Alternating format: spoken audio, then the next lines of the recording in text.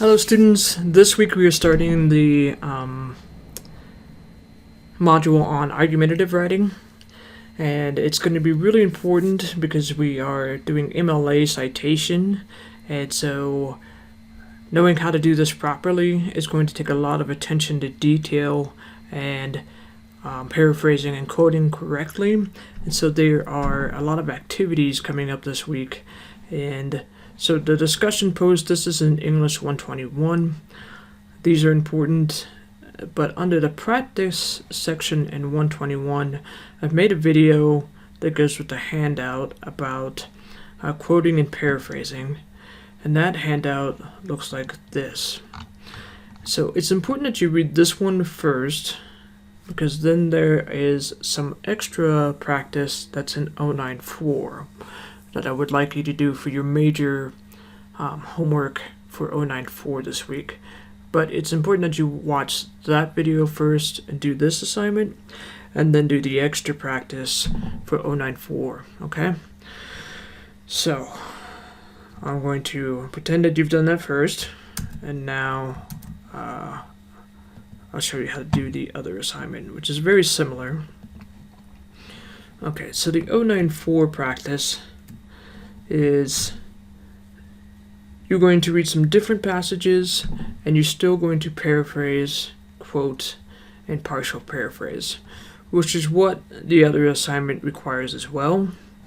But this is a little bit different because in this particular assignment, there are passages where there are no authors. So for example, in this one, this is an article from Consumer Reports, and it was by a staff writer or staff writers, and so there is no author. So I want you guys to know what to do with that, because quite often students use sources from online and there is no author, and they don't know what to do when that happens. And what unfortunately happens is students just pull that information and they don't really quote it, and they don't use any sort of reference, and so then it comes across as plagiarism, and it's accidental, and I know that. But sometimes some teachers don't realize that or give students chances with that, and so I want to teach you how to avoid that and how to properly cite information when there is no author. So I'm going to read this passage and show you how to cite something like this. The more than 1,000 bicycling deaths each year, 3/4 are caused by head injuries. Half of those killed are school-aged children. One study concluded that wearing a bike helmet can reduce the risk of head injury by 85%. In an accident, a bike helmet absorbs the shock and cushions the head. From Bike Helmets, Unused Lifesavers, Consumer Reports. It was written in May 1990, page 348. Okay.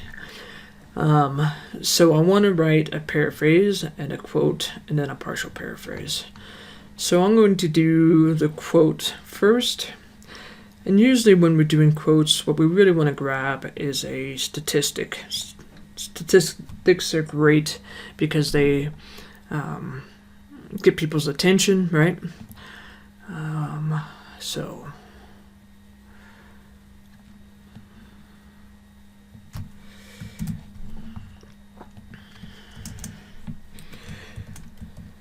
in an article by Consumer Reports,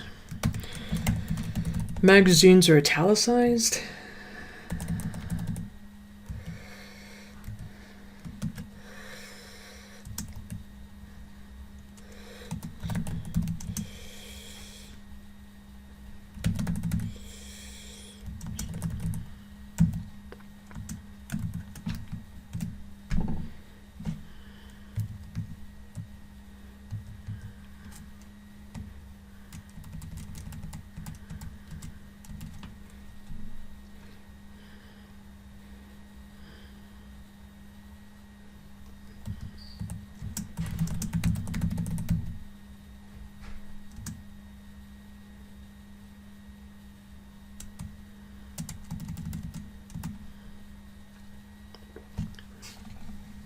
I think that's good like that.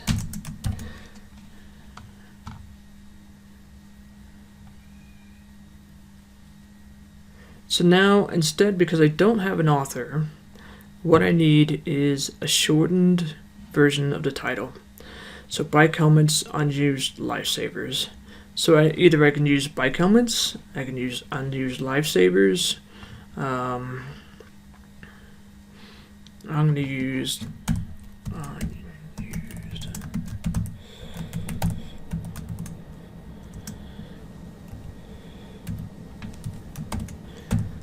In MLA, don't use P, you don't use PG, don't do any of that. It's just the page number. And because this is an article title, I had to put it between quotation marks always, okay? So because there's no author, that's what I have to do. And again, if you watch the other video, you know that at the end of a quote, you don't put a period. And the reason why is because the sentence isn't over until I put the in-text citation, which is this stuff, this information that tells me where this quote has come from, okay? So it's not over until I've given where the information has come from. And that is how I give credit to the author or the authors or the source. Without it, the sentence is not over. So unused lifesavers, it's the article title, or it's a shortened version, 348. There are other ways to do this. I could have also started this with, in the article, bicycle helmets.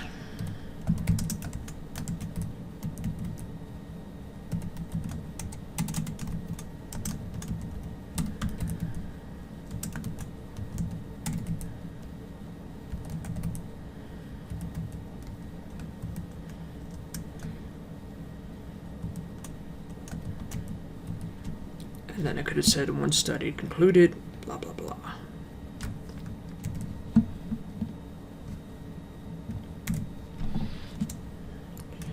Then all I would have needed was, there are different ways of doing it. Could I put consumer reports after that? And I don't need it because it'll be in my works cited page. All I really need is this part right here. It's a tag for the reader to find it on my works cited page, okay? It gives credit, and that's all you really need in any sentence that has some sort of cited information. You need some sort of credit that says, hey, this isn't my thinking, it isn't my information, I got it from somewhere else, and you're not trying to pass it off as your own thinking, okay? So there that is. Now if I want to paraphrase something, here's how I could paraphrase.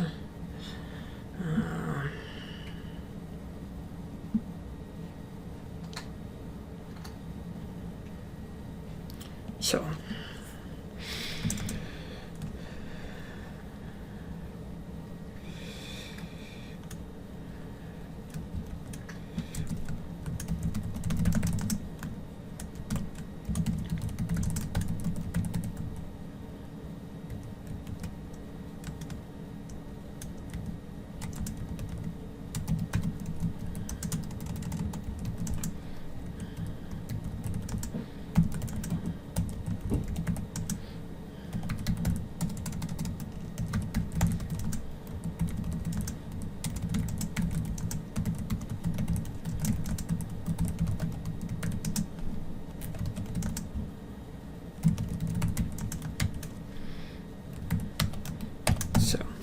according to Consumer Reports, bicycle helmets can protect numerous people from head injuries and especially young children. And I need to still put in unused lifesavers. So again, I have to give credit where credit is due, and not having that in there. I mean, the Consumer Reports is vast, so I have to give some other tag other than just the magazine itself. I have to say something about, because there's no author, I have to get a portion of the title, and that's how we do that. So this is even true when you're using those websites that don't have an author, okay? That's how you get out of that. So even though this is a paraphrase and you put it into your own words, it's not your idea, and you have to give credit where credit is due, and that sentence is not over until you've done so, okay? That is what you're doing with the rest of this. I do have the part of Matisse filled out. You're welcome to change it, add on to it. But all you have to do is fill in these next couple. So really, you're only doing 2 now. Oh, well, you'll have 4 still, because or 3 still, because I've added Matisse, and you only had this other one online. But that's your assignment for 094. This is really, really good practice. The partial paraphrase, you'll see that in the other video for English 121. But these are your assignments for the week. And they're very important because the biggest problem that students have in English composition is accidental plagiarism. All right, I'm not saying that to scare you. It's just a fact. And I understand that. And I, of course, will tell you, hey, this is accidental plagiarism. And I will help you fix it. But the best defense from that is a good offense and teaching you how not to do that on the front end, okay? So do these practice exercises and learn how to do it correctly on the front end and ask questions, lots of questions. All right, thank you for your time, and reach out with any of your questions, email, text, call. Thanks.